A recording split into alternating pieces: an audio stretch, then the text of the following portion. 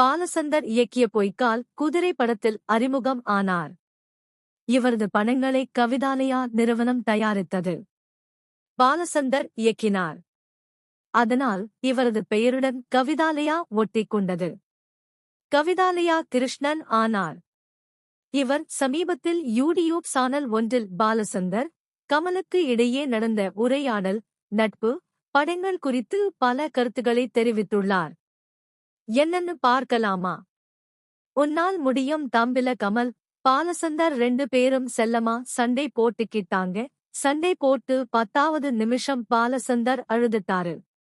கமல் எங்கூட சண்டை போட்டுட்டாண்டான்னாரு.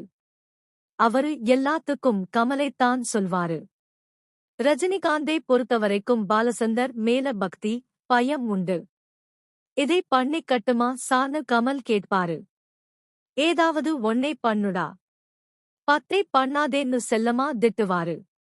குணா படம் பார்த்துட்டு வர்றோம். எனக்கு அந்த படம் பிடிக்கல.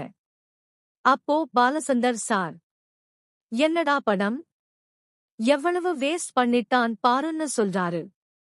நான் அவரு சொன்னதை ஆமோதிக்கணுங்கிறதுக்காக படம் போர் சான்னு சொன்னேன். உடனே எங்கடா போர் னு கத்துனாரு. ஒரு படம் பண்ணுவியாடா நீ தமிழ் சினிமாவுல நாரு.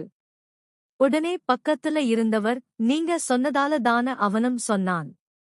எதுக்கு அவனை திட்டுறேன்னு கேட்டாரு. யாராவது கமலை பத்தி கெட்டதா பேசுனா எனக்கு பிடிக்காது. ஓரியே துஜே கேலியே யாராவது பண்ணுவானா? அவனை மாதிரி யாரு பண்ணுவா? Love subject. என்ன சினிமா?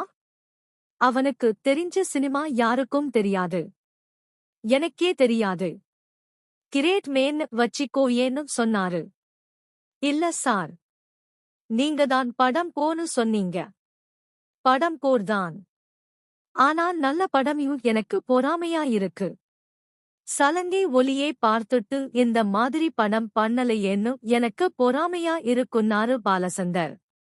சங்கராபரணம் இன்ஸ்பிரேஷன் தான் சிந்து பைரவி என்கிறார் கவிதாலயா கிருஷ்ணன். பாலசந்தர் இயக்கத்தில் உன்னால் முடியும் தம்பி படம் 1988 இல் ரிலீஸ் ஆனது. ஓடாதுன்னு கமல் சொன்னாராம். அது பாலசந்தருக்கு பிடிக்கவில்லையாம். அதேபோல் அந்த படமும் ரிலீஸ் ஆனபோது பெரிய அளவில் ரீச் ஆகவில்லை.